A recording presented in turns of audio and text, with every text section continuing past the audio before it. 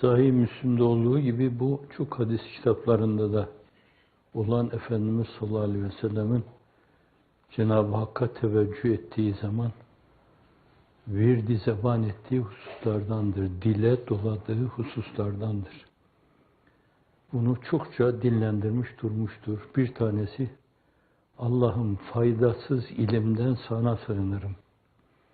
Kur'an-ı Kerim'in ifadesiyle amele dönüşmeyen bir yönüyle ameli besleyen bir oksijen, adeta bir kuvve-i imbatiye olmayınca o ilim kurumaya mahkumdur. Kemeselil himari yahmilu esfara fehvasınca sahibinin sırtında belini çatırtatan bir yükten başka bir şey değildir. Dahası daha tehlikeli bir yanı vardır onun. Onunla çalımlara girer, gururlara girer, ucuplara girer. İnsanlara tepeden bakmaya çalışır, hafizanallah. Ve böylece şeytani bir yola kendisini salmış olur. Daha doğrusu şeytani düşüncenin çağlayanına kendisini salmış olur. Bir daha da sahili selamete çıkamaz. Efendim, bir böyle tehlikeli bir şeyden başta sığınıyor. Allahümme inne audüke, hem de inneyi tekit ile diyor. Mutlaka ben diyor. Auzu müzari kipi, mütekellim vahde. Sana her zaman şimdi, sonra, daha sonra, daha sonra. Sürekli sana sığınırım. Sana dehalet ederim. Senin himayen altına girmek, senin inayet seraların içinde bulunmak isterim. Öyle anlamak lazım. Min ilmin la yenfa. O da yine müzarikip olması itibariyle bugün, yarın, öbür gün kimseye faydası olmayan, bir insana Allah'ı anlatmayan, peygamberi sevdirmeyen, gerçekten dindar haline getirmeyen, bir yönüyle onu hayvaniyetten çıkıp cismaniyeti bırakıp kalp ve ruhun dereceyi hayatına yükselmeye sevk etmeyen faydasız ilim, fayda vermeyen ilim. İşte ondan sana sığınırım diyor. Demek ki öyle bir ilimdense cehalet daha iyi. Teologların tekrar ede durdukları, dile doladıkları, onunla kendilerini peyledikleri ilim. Allah öyle ilimden bence bizleri muhafaza buyursun. Ve min kalbin la yahşe, aynı zamanda huşu olmayan kalpten sana sığınırım. Kad eflehel müminun ellezine fi salatim haşiun diyor yani. Bir iç saygı Allah'a karşı, bir iç derinlikle ona karşı edepli, saygılı olma. Belki bir kalp titreyişi içinde bulunma. Hadis-i şerifin ifade buyurduğu gibi kalpte haşyet olsa o tavır ve davranışlara da akseder. O birisi dışa vurmuş bir şeydir haşyet. Diğerine gelince mamalar gibi esasen kalpte fokurdayıp duran bir şeydir. Huşu esasen. İnsanın rükû şekliyle iki büklüm, asa gibi iki büklüm hale getiren, yetmedi deyip başını yerden yere sürdürüp secde ile ona en yakın anı yakalamaya çalışmaya sevk eder. Kaldırır başını, olmadı der bir kere daha. Hata ediyorsa şayet bir kere daha. Sonra oldu kabulüyle oturur. Cenab-ı Hakk'a tahiyyatta bulunur. El-Hüccetü Zehra. Cenab-ı Hakk'a tahiyyatta bulunur. Sonra Allah'ın tahiyyatını almış gibi, Efendimiz'e olan o tahiyyatı almış gibi, kendisi de onu tekrar ederken kendini muvacehe önünde görüyorcasına Efendimiz'e Esselamu Aleyke ve Rahmetullahi ve Berekatuhu der. Ey Nebi, Allah'ın selamı sana olsun der. Huşu bu.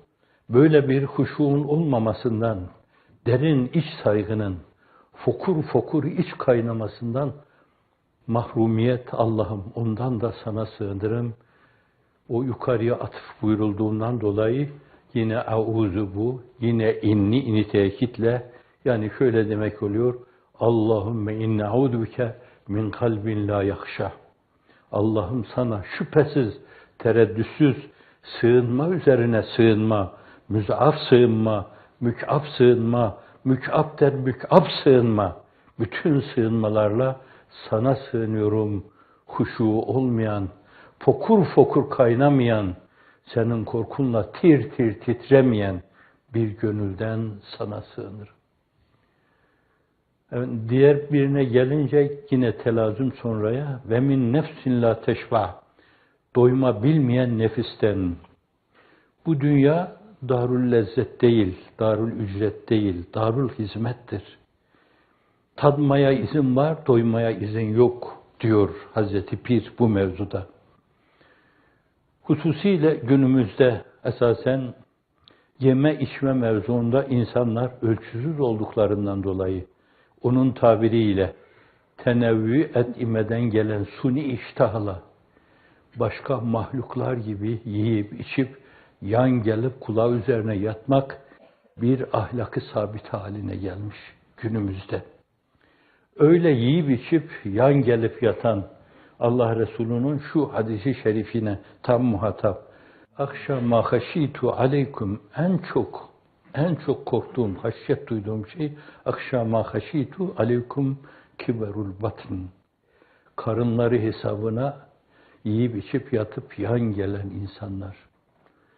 Yakin azlığı, demek ki onu tevlid ediyor. Orada telazüm var.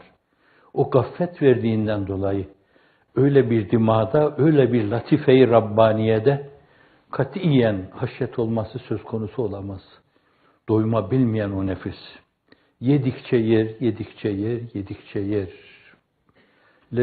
Lezaiz çağırdıkça sanki yedim demeli. Sanki yedim demeyi adet edinen bir mescidi, bir cami yemedi. Sanki yedim cami, öyle yapılmış derler. Hazreti Pir de bunu devrik cümlelerle ifade ediyor. Sanki yedim diyerek kocaman bir cami yememiş oluyor.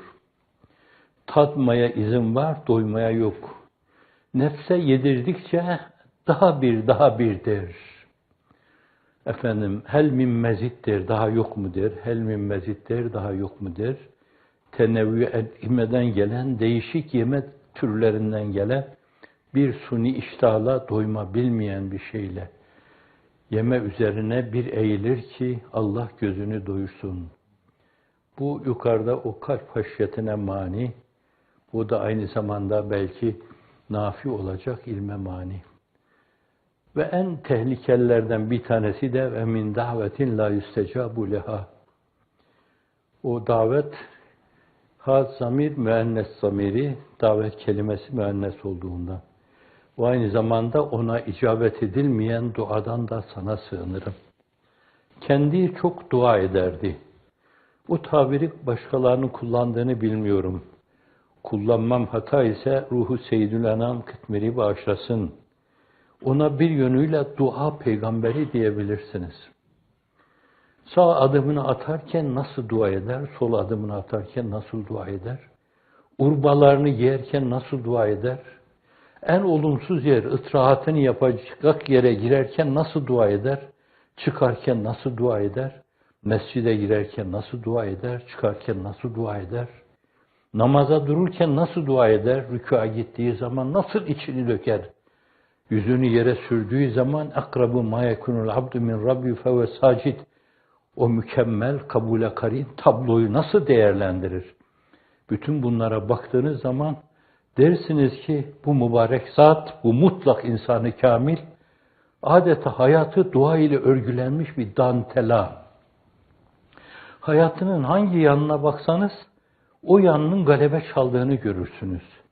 Dua yanına bakarsanız öyle. İbadet-ü taat yanına bakarsanız ayakları şişmeden yatmıyor. Kulluk hukukuna riayete bakınca bir karıncayı incitmeyecek kadar ince, rakik, dakik, şefik bir ruha sahip. Ve evinde bir sürü muallimeyi birbiriyle vuruşturmadan hepsinin gönlünü alarak aynı zamanda onları bir arada tutacak kadar yüksek fetanet sahibi. Cephelerde daima önde. Atının zimamından tutup az geriye dur demeseler, atını mahmuzlayıp herkesten evvel düşmanın üzerine yürüyecek kadar.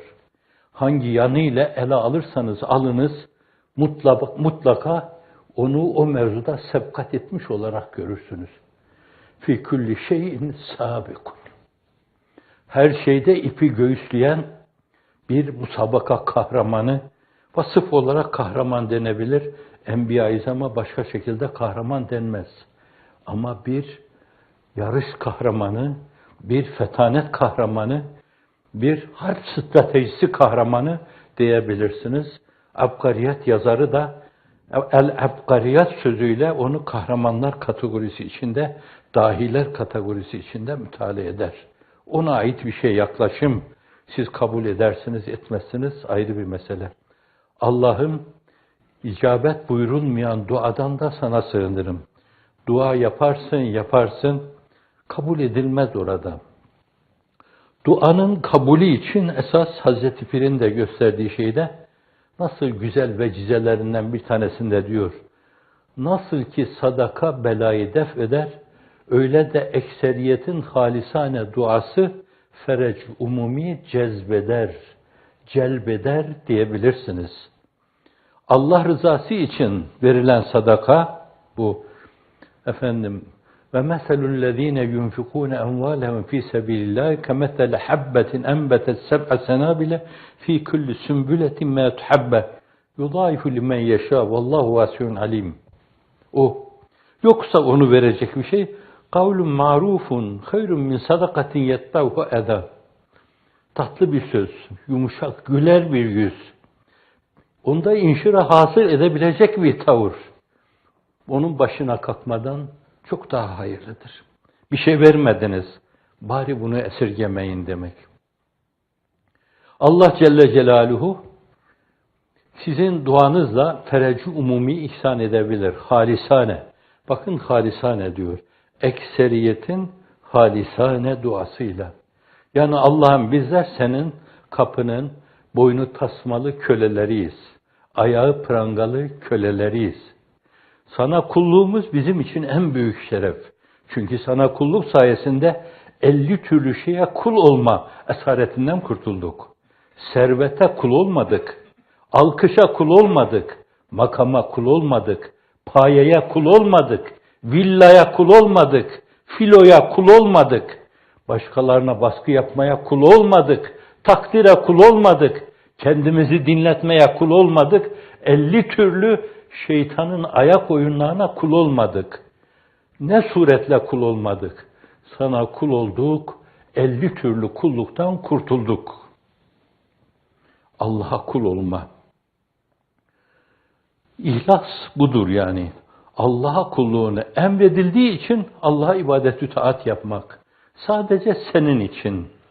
Sesini yükseltirken onun için yükseltme. Kısarken onun için kısma. Konuşurken onun için konuşma. Allah için işleme, Allah için başlama, Allah için görüşme, Allah için konuşma. Çoğaltabilirsin. Allah için oturma, Allah için kalkma. Allah için yatma, Allah için uyuma. Allah için kıyam etme, kemerbeste ubudiyetle, teheccüdle karşısında el pençe divan durma. Lillah, liveçillah, liecillah rızası dairesinde hareket etme. İhlas bu. Zerresi bunun batmanlarla halis olmayana tereccüh ediyor. Üstün geliyor. Bir zerre ihlaslı amel. Damlayı derya yapıyor. Bir damlacık ihlaslı amel zerreyi güneş yapıyor. Kameri münir haline getiriyor. Bu açıdan da dua ettiğiniz zaman da esas ihlasla Cenab-ı Hakk'a teveccüh etmek, Allah'ım isteyen bizler gibi acizler, zeliller, veren de senin gibi aziz, latif, fazıl sahibi, kerem sahibi, ekremül ekremin, eşfe'ül şafi'in, eşfekul müşfikîn, adelül adilin, estakus sadikin, faricel hem, kâşifel gam, mucibe davetil muzdarin izâ da'avuk. O mülahazayla ona teveccüh ederek içini ona dökme, duanın kabulü için çok önemli şeyler. Böyle kültürel olarak içimize yerleşmiş kelimeleri tekrar etme demek değildir. Hangi problemlerle karşı karşıya bulunuyorsak, hangi şeyler bizi o esnada çok meşgul ediyorsa, Mesela Allah korkusu meşgul ediyorsa, Hazreti Pir'in sabah akşam dualarında, belki 5 vakit dualarında, ecirna minen nar, ecirna minen nar, ecirna minen nar 7 defa. Ve Cevşen'de dendiği gibi 3 şekliyle ecirna, hallisna, neccina. Allah'ım minen nar, minen nar, minen nar. Ateşten korkuyorsunuz hakikaten. Birdenbire mamalar gözünüzün önünde tebellür ediyor. Ve siz cismaniyetiniz itibariyle içine atıldığınız zaman eriyip gidecek varlıklarsınız. Allah'ım bizi öyle bir ateşle imtihan etme diyorsunuz. Duygu ve düşünce dünyanızı bir sarmal haline alan, böyle bir hadise karşısında bir sarmal haline alan, böyle bir hadise karşısında yapacağınız duayı ecirna minen nar, ecirna minen nar, ecirna minen nar. Ve edkhilnel cennete ma'al ebrar bi fadlike ve bi keremike ve bi mennike ve fi lütfike ve bi şefaati nebiyyike ve âli beytike, şefaati âli beytike Muhammeden muhtar sallallahu aleyhi ve sellem diyeceksiniz. O esnada hangi duygunun tesirine girmişseniz, nasıl bir atmosfer içinde bulunuyorsanız doğrudan doğruya kalbiniz mızrap yemiş gibi o duyguları seslendireceksiniz. Kalbinizin sesi olarak esasen dilinizden dökülen kelimeler olacak. İcabet edilecek dua. Duanın şartları onlar. İkincisi, Hazreti Pir'in dediği gibi duayı kesmediğinden, men etmediğinden dolayı Cenab-ı Hak sürekli duaya teşvik buyuruyor. Cebri duaya sevk ediyor. Şimdi değişik gaile ve belalara maruzsunuz, maruzlar. Herkesin şöyle böyle bir yakını, tanıdığı birkaç insan, birkaç aile günümüzde değişik yerlerde mağduriyet yaşamıştır. Himmetini sadece vatan çerçevesinde esasen bir yönüyle ele alan insanlar için. İslam dünyası için meseleyi ele aldığı zaman da her yerde aynı zamanda endişe ile ürperen sineler vardır. Şakır şakır gözyaşı döken gözler vardır.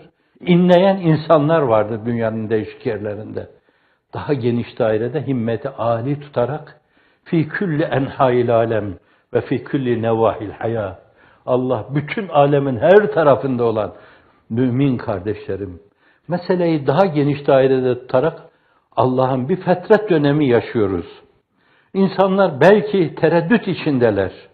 Bazıları değişik şeylere kayıyorlar. Örneğini göremediklerinden dolayı. Bir boşluk dönemi yaşanıyor. İnsanlığın iftihar tablosundan evvel sallallahu aleyhi ve sellem bir boşluk dönemi yaşanıyor. Böyle bir dönemde insanlar galiba bir yaratıcı var falan diyorlarsa şayet bu bile Allah bilir. Bu bile onların halasına vesile olabilir. Çünkü yeryüzünde Müslümanlığı Kur'an, sünnet, icmai ümmet, kıyas-ı fukaha çerçevesi içinde milimi milimine yaşayan bir İslam dünyası yok.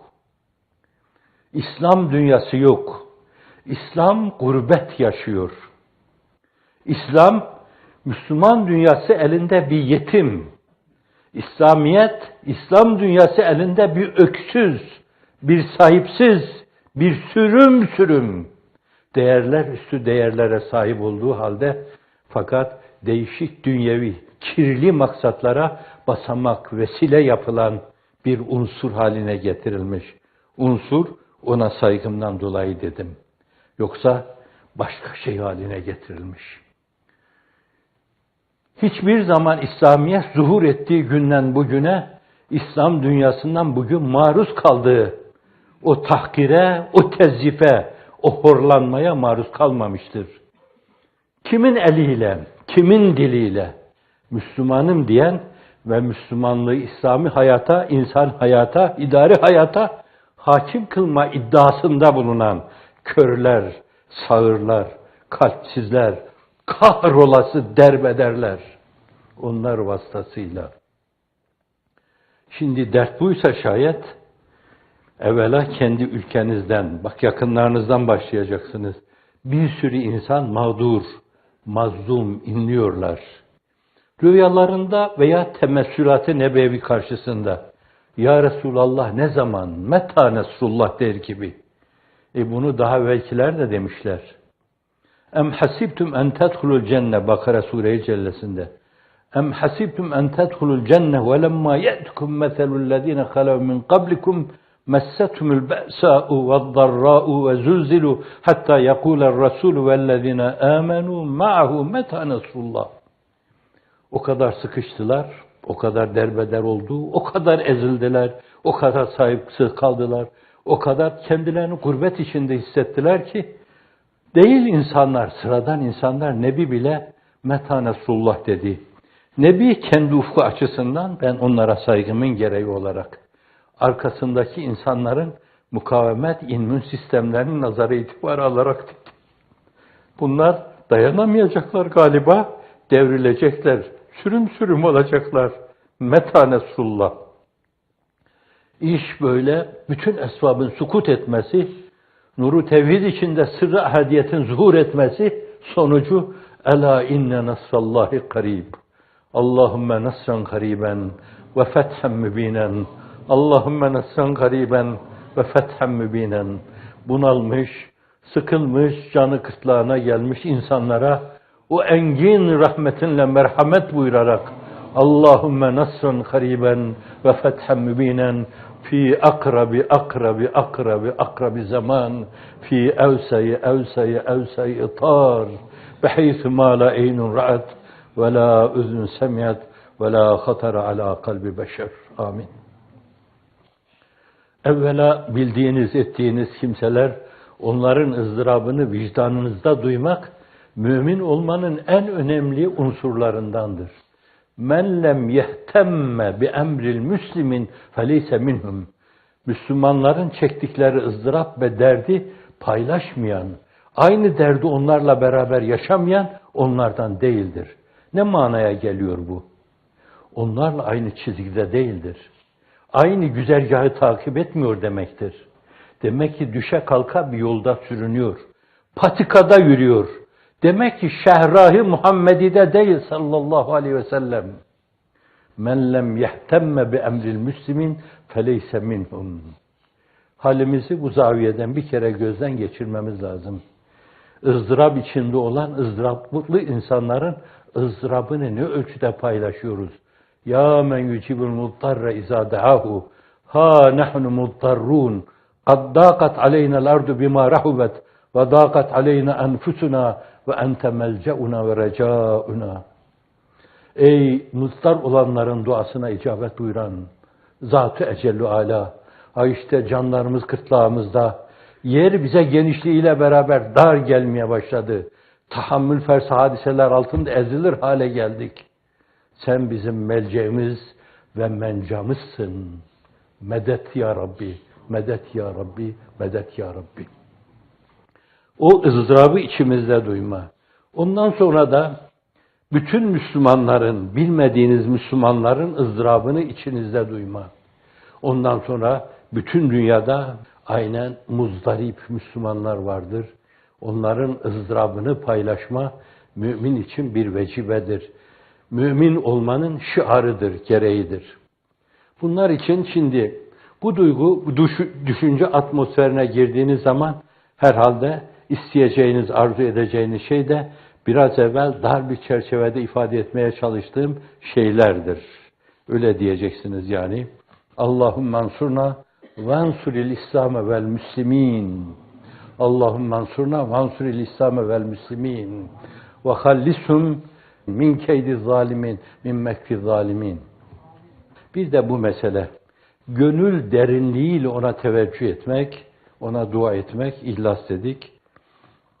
Aynı zamanda himmetini geniş tutarak başkalarını işin içine alacak şekilde dua dedik. Sonra bütün İslam dünyasının ızdıraplarını içine alacak daire içinde dua dedik. Meseleyi böyle geniş dairede himmet âli tutarak dua etmek kabule karin olabilecek dualardandır. Fakat bu arada esas zikredilmesi gerekli olan şey, çoğunuzun bildiği bir mesele, yüstecabu li ahadikum ma lem ya'cel buyuruyor insanlığın iftihar tablosu sallallahu aleyhi ve sellem. Yüstecabu li ahadikum ma lem ya'cel, acele etmedikçe, herhangi birinizin duasına mutlaka icabette buyurulur. Allah icabet eder, cevap verir. Ne istiyor kulum? Ne istiyorsan onu isaf buyurur. İsaf buyursun Allah dualarımızı. Malem ya'cel diyor. Acele etmezse. Acele etmeyi şöyle ifade buyuruyor. Hazreti Ruhu Seyyidül Enam. Yakul, da'avtu çoğaltabilirsiniz. Da'avtu, 2 seneden beri ben dua ediyorum. Her gün belki 3-4 saat. Bunu söylemek ayıp belki ama her gün 3-4 saat. Şimdi 3-4 saat dua ediyorsun. Sen nesin ki ya kalkıp da bu da dua ettim de kabul olmadı diyorsun. Sen onun kapı kulu bir bendesin. Boynu tasmalı bir bendesin. Senin içinde kaç paralık kıymetin var? Seni yaratan o. İnsan haline getiren o. İnsanı mümin haline getiren o. İnsanın iftihar tablosunun arkasında ona ümmet olma şerefini bahseden o. Ahir zamanda gelmek suretiyle kardeşim şerefiyle şeref yapılan o. Dini mübin İslam boyundurunun yere konduğu anda onu kaldırma imkanıyla imkanlandıran o. Senin kaç paralık katkın var? Elbette 2 sene değil, 3 sene değil, 4 sene değil. Hazreti Cüneyd'in dediği gibi bir arzum için tam 60 sene dua ettim. Tam 60 sene dua ettim diyor. Yüstecabu li ahadikum ma lem ya'cel. Yakul da'avtu bak tekrar ediyorum. Da'avtu 2 senedir 600 bilmem ne 700 bilmem kaç gün dua etmişin şu kadar. Kabul olmadı haşa ve kella. Gönül koyma gibi küstahça bir hale girmemek lazım. Belki dualarım benim katılığıma takılıyor, gitmiyor oraya. Belki henüz her şey gayretullah ufkuna ulaşmamış. Zalimlere mehil veriyor döner gelirler diye. Bir gün döner gelir onun kapısının tokmağına dokunurlar diye. Pişman olur başlarını onun kapısının eşiğine koyarlar diye. O Rabbül Alemin, herkesin Rabbi. Rabbül Alemin, Er-Rahmanir-Rahim. Rahmanur-Rahim o. Eşfekul müşfikin, Erhamur Rahimin. Şimdi bütün bu mülahazaları özdren minküm nazarı itibara alarak ya bunlardan birine takılıyor bu mesele. Onun için bize düşen şey halisane yüreğimizden gelerek hiç kesmeden, ara vermeden, fasıla vermeden ve aynı zamanda içimize gelecek olumsuz duyguları hemen bir yönüyle Allah saygısıyla baskı altına almak suretiyle yine duaya devam etmek lazım. Ellerimizi kaldırıp her zaman gözyaşlarının refakatinde, kalbin titreyişinin refakatinde, iki büklüm olmanın refakatinde, secdenin refakatinde, el pençe divan durmanın refakatinde, aynı zamanda Rabbimize içimizi dökmek, inlemek, içimizdeki engin düşünceleri onun karşısında dinlendirmek. Yüstecabu ve min davetin la yüstecabu leha, icabet edilmeyen davetten de sana sığınırım. Şimdi bir insanda esasen faydalı bir ilim varsa, esasen ilim amele döndüğü takdirde kalpte de o huşu hissi belirecek. İnsan fokur fokur kaynamaya duracaktır. Sonra o fokur fokur kaynama hali aynı zamanda eğer kalbinde varsa, huşu ve haşyet varsa tavır ve davranışlarına da aksedecek. İzâ rü'ye zükirallah buyuruluyor. Görüldüğü zaman Allah hatırlanacak. Öyle tavırlar, öyle ince tavırlar içinde bulunacak ki ona bakanlar çok o hadis ravileri içinde görülüyor. Onu görenler Allah diye seslerini yükseltiyorlardı. Allah diye. Kendisi de Allah dediği zaman tepeden tırnağa titriyordu. Şimdi bir yönüyle öyle faydalı ilmi elde etmişse haliyle o kalpte bir haşyet haline gelecek. Ve sonra huşu haline gelecek. Sonra tavır ve davranışlarından haşyet halinde dışarıya dökülecek. Ve böyle olan bir tanesi aynı zamanda bu dünyanın darül ücret, darül lezzet olmadığını anlayacak. Dolayısıyla her şeyden Tadmaya izin var fakat doymaya izin yok. Onu anlamış olacak. Bakın böyle bir telazun var bunlar arasında. Neden? Çünkü Cevamül Kelim sahibi olan Hazreti Ruhu Seyyidül Enam ifade buyuruyor bunu. Evet, kalbi öyle olan, duyguları öyle olan, tavırları ve davranışları öyle olan, tadmaya izin var, doymaya izin yok. Sanki yedim demeli. Yenmemesi gerekli olan şeyleri yememeli. Her şeyi burada yememeli. Yemek suretiyle eshebtum tayyibatküm fi hayatikumud dünya. Kur'an-ı Kerim. Dünya hayatında bütün tayyibatınızı ötede alacağınız her şeyi yiyip bitirdiniz. Aldınız, kullandınız. Zevk-ü sefa içinde yaşadınız. Ahirette alacak bir şeyiniz kalmadı. Alacağınızı orada aldınız denir. İşte öyle haşyetle ürperen bir kalpten gelen bir diğer şey de esasen o dünyaya karşı meyl-i muhabbetin azalması, tuğlu emelin azalması, tevehhüme ebediyetin tırpanlanması, biçilmesi. Muvakkaten ben burada duruyorum. Hazreti Ruhu Seyyidül Enam'ın ifadesiyle tıpkı bir suvari gibi muvakkaten aldı, yürüdü, bir ağacın altında muvakkaten dinlendi, ağara meyledi, istirahat buyurdu onun için. Ondan sonra da çekti gitti, benim durumum budur. Dolayısıyla kaldığım yerde, o kaldığım yerin cazibedar güzelliklerine, hezafirine, zekafirine kapılıp kalmak suretiyle bence gideceğim şeye karşı beni unutkanlığa, oraya karşı alakaya bence kör, sağır hale getirir. Hafizanullah. Evet. Ondan da o çıkıyor. Bir insanda böyle faydalı olmayan bir ilim varsa, aynı zamanda ürpermeyen bir kalp varsa ve dışarıya vuracak öyle aynı zamanda bir haşyet yoksa ve sürekli yiyip içip yan gelip kulağı üzerine yatıyorsa, böyle bir insanın duasının kabul olması da uzaklardan uzak bir şeydir. Çünkü onun hayatında en çok lezzet aldığı şey Allah'a teveccüh değil, el kaldırıp yalvarmak değil, daha ziyade yiyip içip, yan gelip, kulağı üzerine yatmak, birini 2 etmek, 2'sini 4 etmek, 4'ünü 8 yapmak, 8'ini 16 haline getirmek, 16'sını 32 haline getirmek suretiyle durmadan tuğle emel peşinde koşmak, tevehhüm ebediyet duygusuyla ahiretini ayaklar altına alıp çiğnemek, kella bel tuhibbunel acile ve tezerunel ahire tokatını yemek. Hayır, hayır, siz dünya hayatını, şu fani, zail hayatı ahiret hayatına tercih ettiniz. Kaybettiniz. Ne mutlu size ki birileri cebri olarak dünya hayatını size zehir zemberek haline getirdiler.